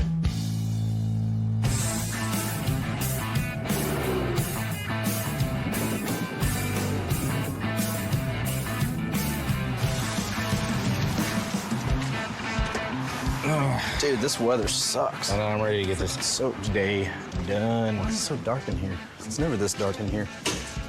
No, usually hit the lights. They're on, dude. We have no power. Dude, the rain. The radio's got power. The radio's got a battery in it, Mike. Oh. Sounds like the other guys are already here. The storm has knocked out the power, so not only will it be hard to see what we're doing, but power tools, Useless. Dude, the coffee machine's not gonna work. We only have 2 days left, which is already cutting it close. We still have to stab the engine, do the electrical, do suspension, do the interior, not to mention Bass and Jeremy still need to fab and install the roll cage. Boy, when it rains, it pours. Did I really say that? We need to find Russell. He's the only electrician-ish type of person. Russell! There he is. What'd you do? I didn't do anything. What is I'm over going here on with trying to this power, figure man? out what you guys did. Well, he's self-proclaimed badass at everything that he does that has anything to do with fixing buildings and... Everything, actually. So you can hear in him. the dark, yes. You guys didn't arc anything back there? Nothing? No, nothing that we know of that caused this. How long do we think the power's gonna be down? Well, at this point, none of the breakers seem to be popped. So I'm good on here. I have to go outside. I have to check where it attaches to the building, make sure there's no issue out there. I have to check the meter, make sure we're good there. But I'm not a licensed electrician, and if I have to get a licensed electrician out here to find an issue, it's gonna be expensive and it's gonna take a long time. You guys have any more of these? Yeah. So why don't you take this one? That one's Jason's. It says JA on it. And go work by flashlight till I get We something can't. We going for gotta. you. I can't paint by flashlight. It sounds like it's not gonna come on anytime today, which is really bad for us. Or good. Maybe we should go home, take a break, get a rest, come back and. When are you knock gonna it make out. this time up? We don't get extra days when the power goes out. We can't leave. We can go home. No, Yes. we can't. Trust me. Let's go play mini golf then. That's not In the rain? That's not technically going home. It's in the rain. We can play hide and go seek. Oh, shut up. Here's the problem. The lift will come down, but it won't go back up, right? That's fine. As long as we can get the motor in place, we can work on the ground. Right, we gotta get the car down. As long as we don't have the power to get it up off the locks. Locked in place, isn't it? Yeah, that's what I'm saying. We can't get the car down. The lift has a safety feature which locks it into place. So in order to go down, we have to go up a little bit. And we don't have any power. So no power, no lift. No lift, no engine install. You know how I feel about this? How? I'm just gonna forget that I'm here. We do that every day. Why is it so dark in here? I don't know. Be quiet. I'm trying to tell my scary story. Well, let's think, Captain Obvious. It's storming outside and... I can't believe it. As if the deadline wasn't insane enough already. Some days it just does not pay to get out of bed. We can't get the car down because it's sitting on the lock, so we can't go This is up. all we need. You got a generator at your shop? Yeah, but it's busted. This is stupid. Mother Nature sucks. You know that broad too? Yep. The lights are out, but that doesn't mean the clock stops. Like sand through an hourglass, the monkeys are running out of time. The power is out, but we can't just stop. We have to do what we can to keep moving forward. So I'm starting to figure out the numbering for the car doors. Did we decide on 04? Is that what we're doing? Yeah, I think so. The good thing about being a designer is I don't need power to keep working. But the same can't be said for Jeremy. Richard said that since Gas Monkey is founded in 04, that's the number where you put it on the car. Can you visualize that? Mm-hmm. Not so much here, but here. Yeah, right there. All right, so now I have to figure out how to transfer this to the car. That's what I just found out. Power company says the whole neighborhood's blacked out, and we probably won't have power until 8 a.m. Oh, no, that's a problem. That's a whole day. And night, because we technically... We literally have like 48 hours to finish this car. Nope. We're going to have like Now we're gonna 20 have something. half of that. What did you say? What time? 8 in the morning. They said 3 Tomorrow. o'clock this afternoon. Nope, it's been updated. Well, the car is supposed to be on the track in 3 days, and Richard's already put down a big non-refundable deposit. So if the car's not out there kicking up dirt, Richard's gonna be so pissed off. And well, I don't want to see what that looks like. We got to make it work. Come on, Power. Coming up on Fast and Loud. Boom! Gas going in. Are we gonna make fire? A second kind of power failure. It's been taking a minute. Keep rolling it. Zaps the deadline. I need the rest of it done in 12 hours. So call me when it's done. Mother trucker.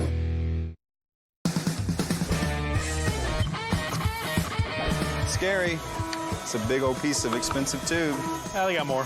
This is our roll bar? Yeah, it's a roll bar. What do you think it is? Swing set? That's kind of what I thought it was, like a little swing set. Richard doesn't have kids. It's got a dog. We have less than 2 days until deadline, and the power came back on this morning. We worked all through the night and tightened anything we could by hand, which is exactly how they used to do it in the early days of NASCAR anyway. Right now, we're making a roll bar for the 52 Chevy. Last week, Jeremy and I took measurements, and now we're going to fab it. As the name implies, a roll cage protects the driver in case the car were ever to roll over, preventing the roof from being crushed by the weight of the car. Roll bars were first used in NASCAR in 1952, so we're smart to use this as a design element. But the crazy thing is, back then they were using old steel bed frames instead of the high-quality steel we have here. which was electric resistance welded and cold drawn to make it strong enough to withstand the forces from a high-speed rollover. Oh! Well, a couple of master fabricators like us should be able to knock this out lickety-split. This is 54 1/4. I'm calling it. Good job. Well, even a simple painter like Mike Coy knows that the secret to getting a job like this done right is to measure twice and cut once. This is complicated. Yeah, what's going on here? Lean that way, and then this way, and then... Oh, okay. Oh. Oh, it's too Missed wide. it by that Oh, much. man. Boo. Well, we can widen the car a little bit if you need it. Yeah. The height looks good. I think you got the height right. You just need to make it a little narrower. Measure once, cut twice, right? Epic fail. Quit rubbing it in, Mike. That went smoothly. I have zero confidence in your fittings, bro. Well, this is embarrassing. Good thing nobody will see this on national television or anything. I think we go to the bandsaw, we cut a section out of the middle. Right here, good? That's better. Okay. We need to chop the main hoop of the cage in half. Did I get the bigger piece? Yeah. Oh, I get to make a wish. Make it. I wish this car was done. Then we'll put the halves back in the car to measure how much we missed it by. All right. So it'd be like this. Does that look pretty good? It looks fine. Except for it needed to be about 4.5 inches shorter, give or take. What do you want to do now? I guess we've been another one. It's just money. Finish it. Race car, man. We didn't spend much money. We saved a lot on an interior. They're not used to laying the pipe. The roll bar hoop at the B-pillar has to be one piece to be as strong as possible. We can't just weld the two halves together because they could fracture in a crash. Just make that. You could just duplicate that. It'd be great. Great. What? How off were y'all? 4.5 inches. Well, dang. That's where we went wrong right there. Yeah. Okay, new rule. No more letting Mike paint cars first before we build them. Because clearly the idle mind is the devil's playground. Kind of bent it like way up here this time. Yeah, we got extra, that's fine. Already got extra in the first bend. Shut it, Mike. I love this. Shut it. This is awesome. Y'all want to go to Top Golf after this? No, Mike. This is where it's going to get tricky. Okay, set level. Do you want a level? I like it. That is not level. Did you see how he did that? He went, yeah, it's level. What? I'm just trying to help. So far, so good. Man. I think you nailed that one. Well, almost. Hey. That looks fine to me. Let's weld this thing in. It's a competition today. Competition? See how fast we can do it. Go. Come on, NASCAR fast.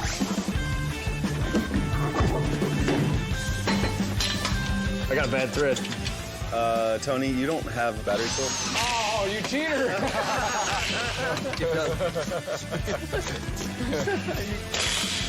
Winner. You cheated. Jason wins! Oh, I see the seat coming. Man, it looks like factory original 1952. Very gray. It's awesome. Match the wheels. Yeah, it's the same color as the wheels. It's the last day before our deadline on the 52 Chevy, and we just got our seat back from the upholstery shop. It's nice and simple like it would have been in 1952. Well, that's one less thing to worry about. We still have a lot of loose ends to tie up, not to mention to see if this thing will actually fire. Okay, I'm gonna man the jack until we get it happy, then I'll get inside and lift it up. It's a big moment. If it happens to fall, just don't be under it. Mike got the 383 stroker painted a classic Chevy orange. And now, Charles and Jason are ready to stab it and the Tremec 5-speed transmission for the last time. Coming down. The thing about a 383 stroker is they have shorter pistons, altered rods, and cranks, which deliver a lot more torque. In stock car racing, you need a lot of torque to pop out of a turn, or to burst in front of another car in a dead heat. And as top speed, it's not that important. You could probably manhandle it, Jason. You want some of that again in there? Do I need to go down more? If you have it. We're just hitting the bolt heads right here. There we go. That's it. That's all you get. There you go. Now you're there. Mother trucker. I'm about sick of deadlines, man. That's it. That much closer. Now we need to button up the systems under the hood before getting to hear the 383 come to life. Just meant setting it in now. You got it. Everything's come together really smoothly on this build, but with this crazy short schedule, we don't have time for any glitches that'll keep us from getting this engine fired today. Hold that hose real quick, the hose. And I hope I haven't jinxed us by saying that out loud. Boom! Gas going in. Are we gonna make fire? I hope not right there. Well, no, let's fire it up. Well, we'll fire it up. We just want to catch it on fire. This is gonna be fun. Hey, bump it up just in case the transmission's not neutral. Everybody stand. Launch. Let's do it. It's gonna take it a minute. Keep rolling. No, you gotta just pour a little in there to get the suction going. Prime it. And Fire. Too much. Oh, that's plenty. Oh yeah. Yeah. Ready? Ready for the fireball? Here we go.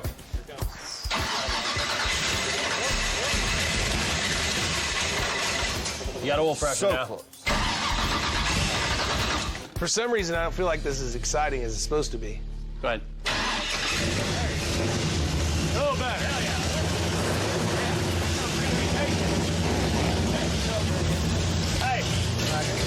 Sounds really good. Hey, I like that exhaust. That sounds like a stock car. That exhaust. Yes, it's awesome. That's good. Was that the excitement you needed? Yeah, but I need the rest of it done in 12 hours. So call me when it's done. Nothing's ever good enough for that guy, man. We're nearly out of time and money on this building. I gotta sell it. Well, there's another saying I believe in. No good deed goes unpunished. Coming up on Fast and Loud. I guess you got power? Richard takes a victory lap and cashes in record time. Oh, yeah. That'll work. That'll work. Mike. Heater core. What was that? That was horrible, is what that was. I think I just pulled Was that supposed to be a cartwheel? I can't do a cartwheel. You can't? Not anymore. I'm too fat. Even I can do a cartwheel. Yeah, but you're not fat anymore. Cartwheel contest. Oh, and your battery's right there. Cartwheel off. Hey! Really wasn't much better. 7. Keenan, you do a cartwheel. All right, come on. Oh, don't hurt yourself. I ripped my pants. Give it an 8.6, just for the rip.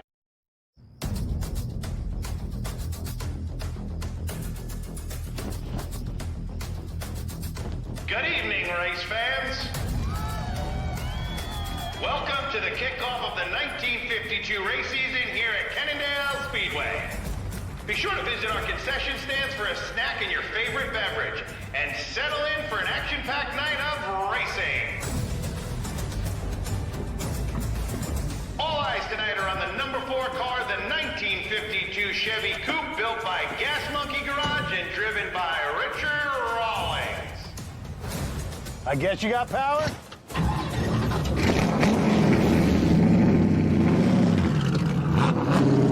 Rawlings is putting it all on the line with this Chevy Coupe, and we're all waiting to see if number 4 lives up to the Gas Monkey legend.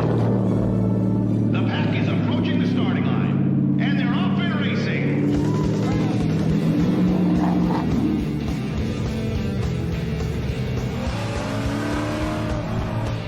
I took the 52 Chevy out on the track to test out how well it performs and to see how it feels to be an old-time NASCAR racer from back in the day.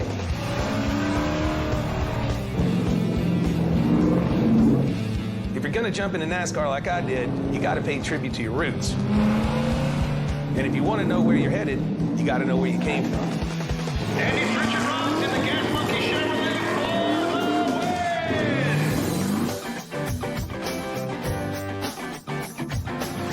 Rear-wheel drive, a Monster V8, manual transmission, that's the stuff of stock car racing legends.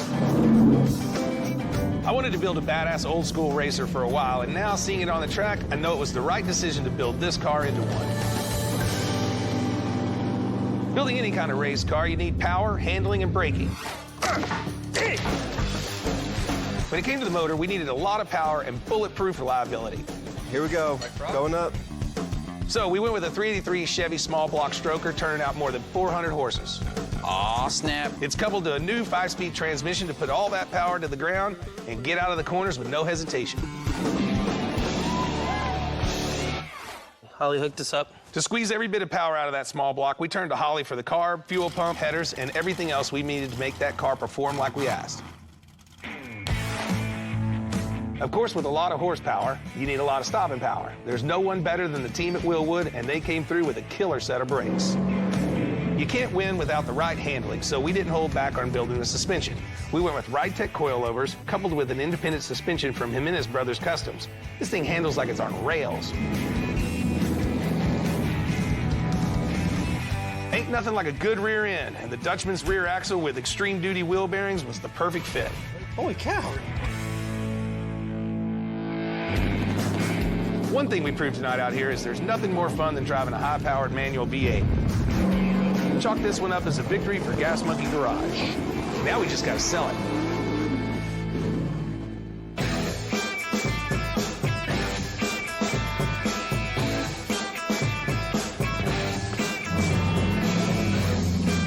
Whoa! What does this mean?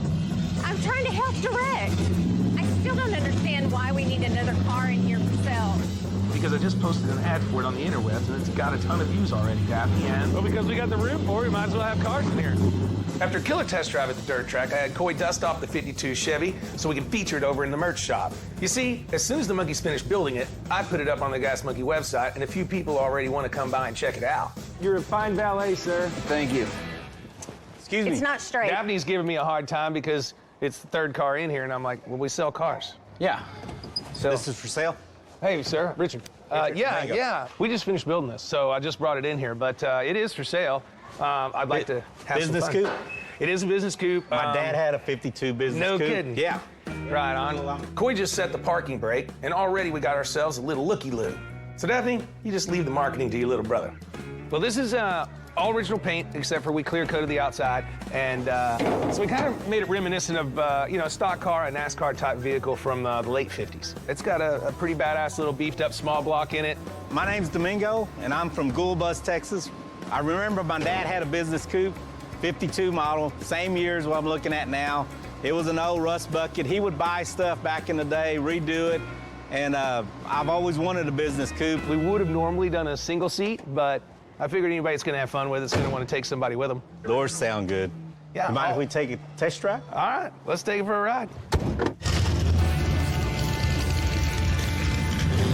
Got about 430, 440 horsepower, small block. Oh, yeah. It's a fun little ride. No frills, though, no air conditioning. That's fine. No heater. I love the patina. I love what y'all did with the interior.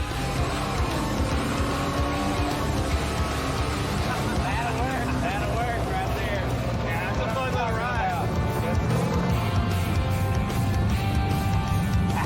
As we're driving the car, it sounds great. It's made to go fast, and that's exactly what I'm looking for.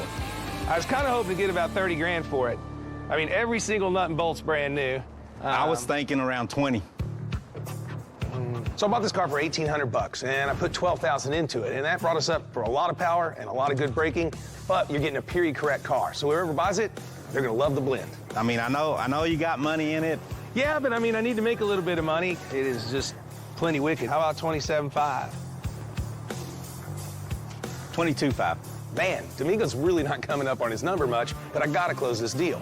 Well, you know that's gonna make me go to 25 grand. If we're making a deal today. I got cash in hand, 24,000. All right, let's do it. All right, Cool, thank you, man. sir. Let's go do some paperwork. So I just made 10 grand. That's not quite what I was expecting, but it's still a cool Gas Monkey original, and it's gonna be turning heads for a long time to come. I'm taking this back to Central Texas. No kidding. Well, Gas Monkey just got paid. Midnight food, but this is not something that I would crave at night. But এটা একটা পুরো healthy food, ডায়েটের জন্য best, মিডনাইটের জন্য মনে হয়েছে খুব একটা পারফেক্ট না।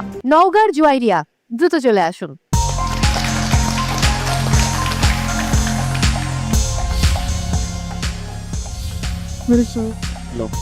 আমি বানিয়েছি chicken cauliflower fried rice with fried egg.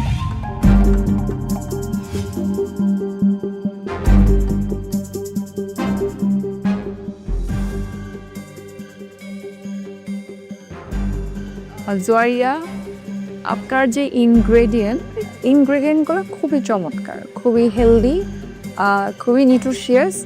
একটা জিনিস শুধু আমার কাছে মনে হচ্ছে যে একটু আদাটা মনে হচ্ছে একটু বেশি আমার মুখে লাগছিল, এবং মিডনাইট ক্রেভিংয়ের ফুডস হিসেবে অতটা পারফেক্ট লাগে নাই। হয়তো আমরা বিকেলের নাস্তা হিসেবে ওটা ঠিক ছিল, অথবা যারা খুব হেলথ কনসিয়াস তাদের জন্য লাঞ্চ আইটেম হিসেবে ঠিক আছে। আর ডিমটা আপনি কেন দিয়েছেন আমি জানি না, ডিমটা না খুব একটা ম্যাচ করছে না ওটার সঙ্গে।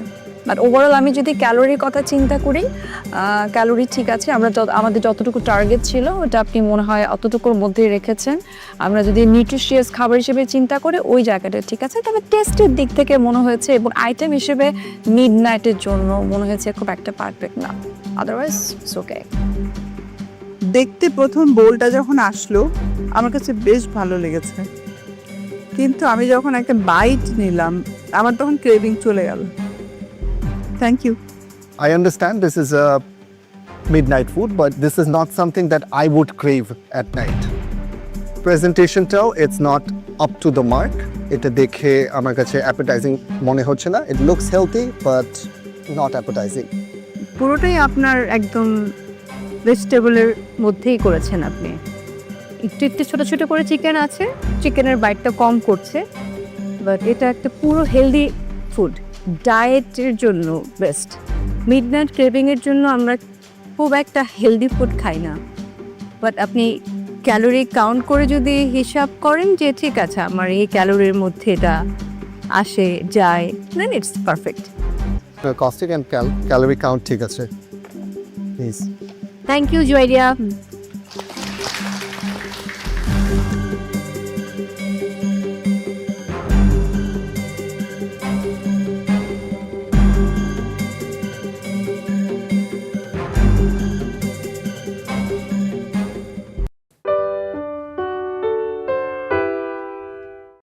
শফাক অ্যাজ ইউজুয়াল তার সবচেয়ে ফার্স্টে শেষ করেছে, ইভেন ওভেনে দেওয়া শেষ। ও সবচেয়ে প্রথমে আজকে বোনলেসও করেছে চিকেনকে।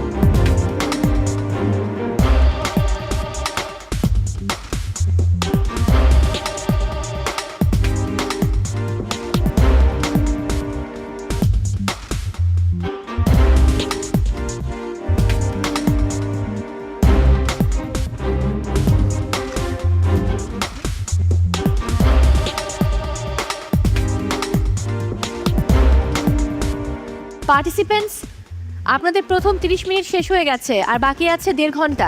খুব দ্রুত করতে হবে, অনেকেই দেখতে পাচ্ছি একটু স্লো আগাচ্ছেন, আর একটু ফাস্ট করুন। Best of luck.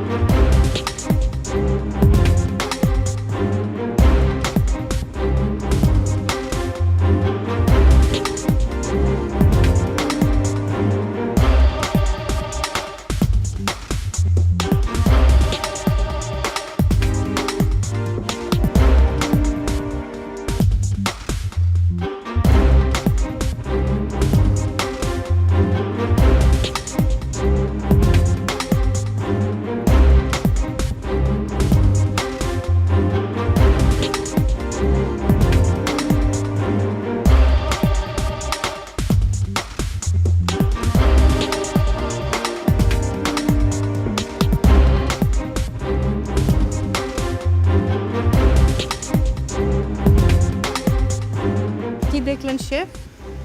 শফাক as usual তার সবচেয়ে ফার্স্টে শেষ করেছে, ইভেন ওভেনে দেওয়া শেষ। ও সবচেয়ে প্রথমে আজকে বোনলেসও করেছে চিকেনকে। তারপরেই সেকেন্ড নিশাত আছে। রাইট। সাফায়েত একটা বেকিং এর সাফায়েত নিশাত কাছাকাছি ছিল। শেফ, চিকেনের ভেতরে স্টাফিংটা কি যাচ্ছে?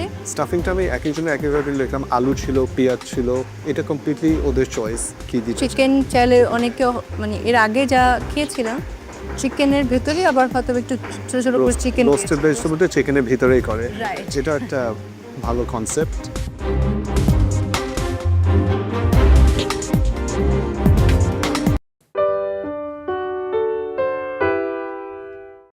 আমার কি বলা উচিত? ম্যাম যদি আমার কোনো ভুল থাকে আমাকে ভুলগুলো ধরাই দিবেন। কেউ তো ভুল ধরালো না, আমি কোত্থেকে ভুল খুঁজে পাবো? কুমিল্লার সাফাইয়াত। কে জানে আজকে ব্ল্যাক স্কার্পের পাওয়ারটা ধরে রাখতে পারবে তো সেই মর্যাদা। হ্যালো, ম্যাম অ্যাকচুয়ালি আমার আইটেমটা হচ্ছে purple cabbage cream chicken pasta.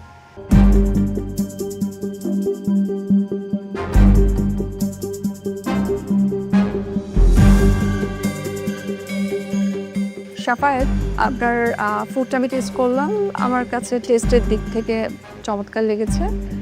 পাস্তাটা মনে হয় আপনি নিজে রেডি করেছেন, তাই না? এটার জন্য আপনাকে অ্যাপ্রিসিয়েট হচ্ছে।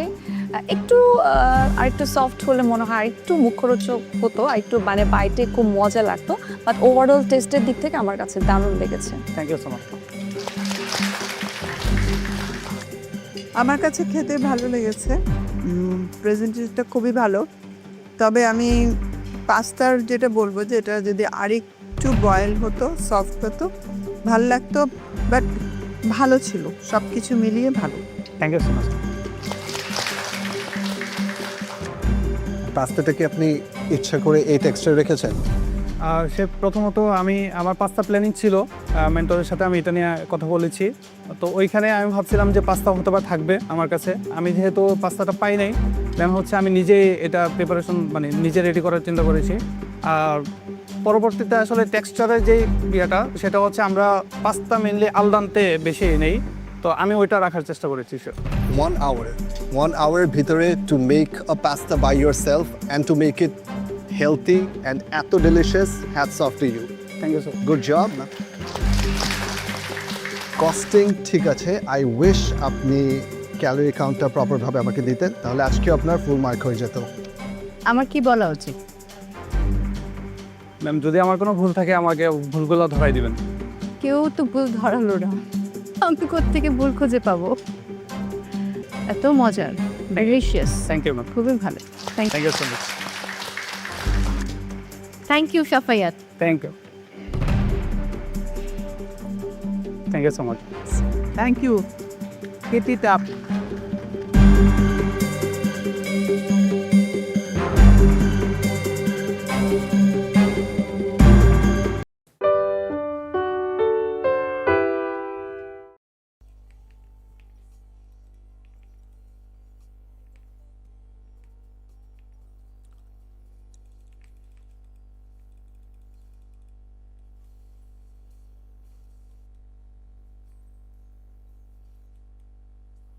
Khổ chưa?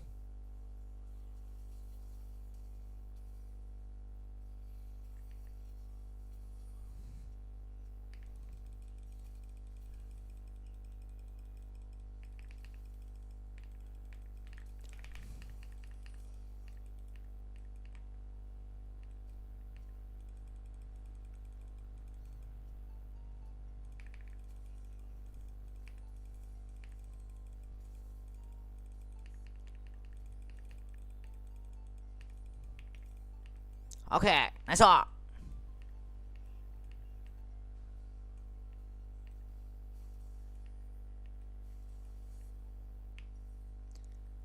Anh thường hay vẫn nằm mơ về một ngôi nhà, về một nơi chỉ có hai ta.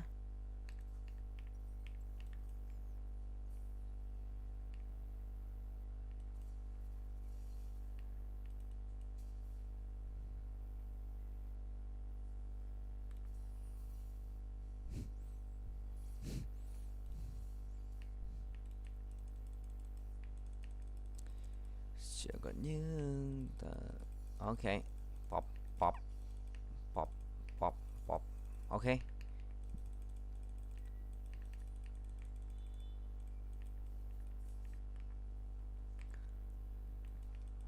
Một quy nò.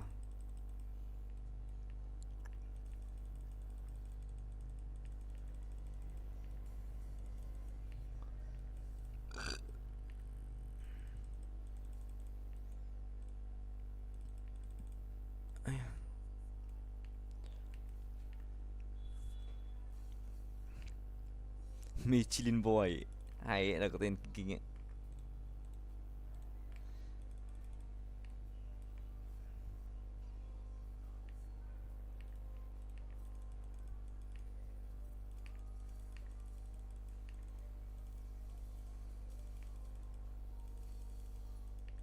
Quá khó.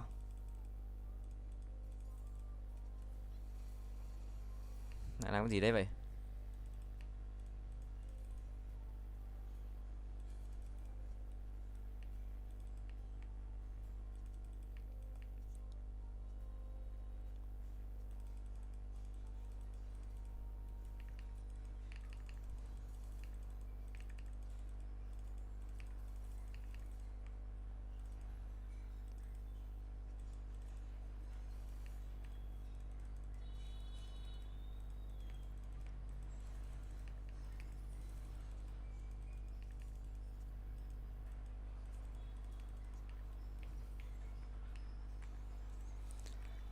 Làm em khóc từ khiến em buồn. Let's go buddy.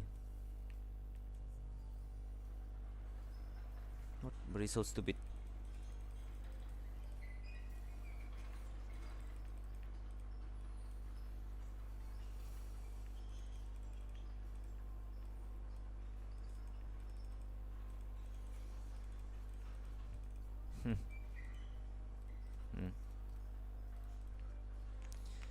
Về khóc với mẹ mày.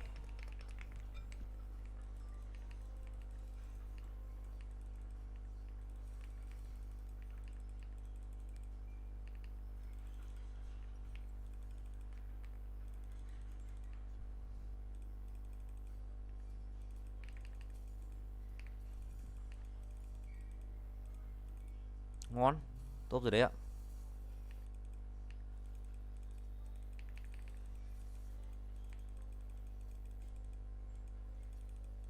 Ok ạ.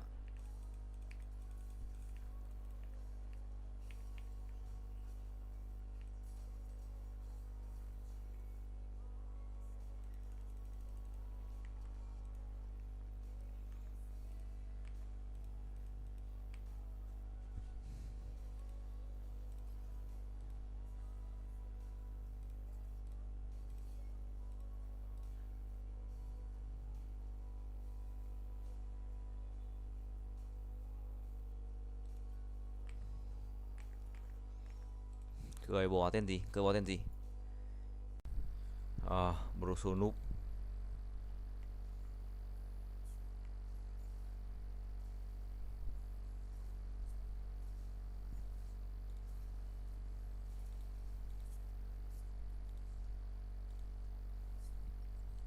Trông noob điên.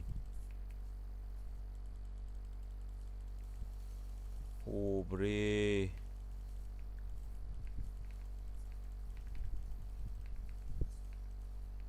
Cái gì? Không mở được à? Không mở được cái xu ạ, cay thế.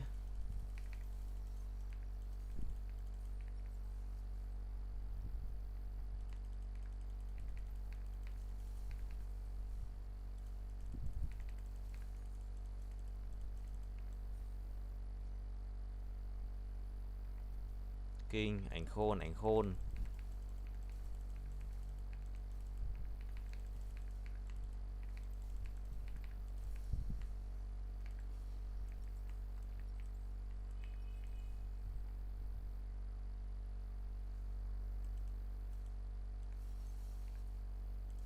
Hay.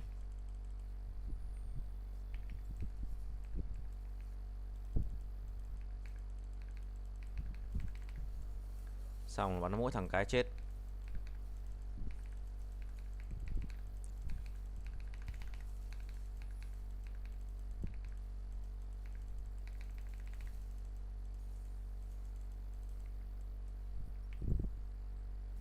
GG guys, bro số khỏe.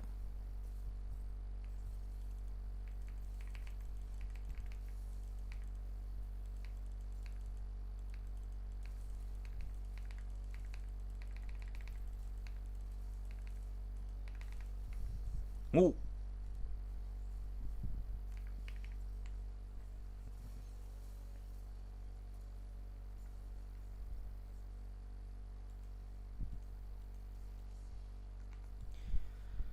Hai.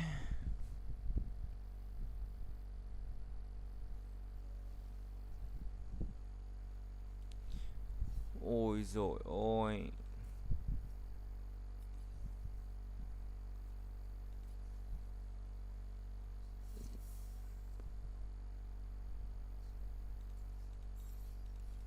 Let me top.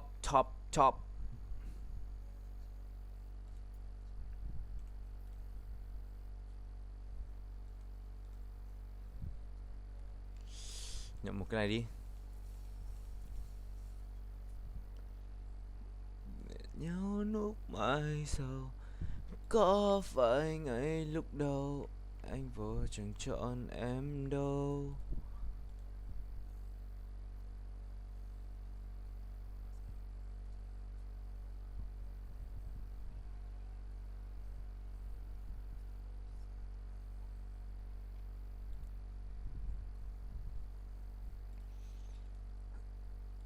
Xin là mời đã gửi Phương Nhi nha.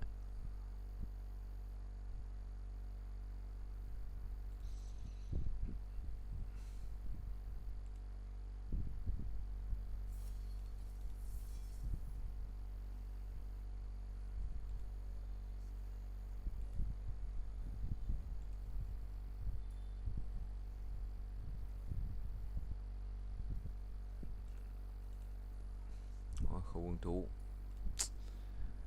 Yêu still hứng thú nhưng mà thôi nhé.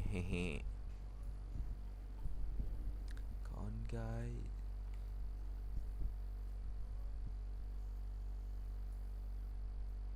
Smolder.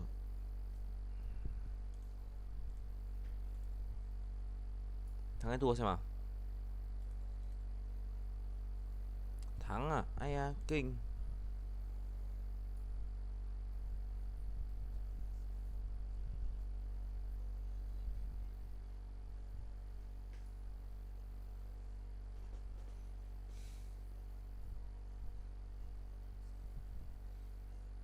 Làm gì để em đừng nghĩ em không quan trọng. Let's go farming.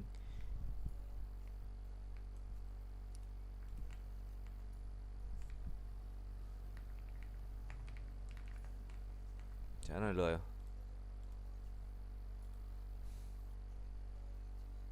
Đây rồi. Anemia về súp. Nồi Exorcist. Đây rồi. Lúc mai sau, có phải ngay lúc đầu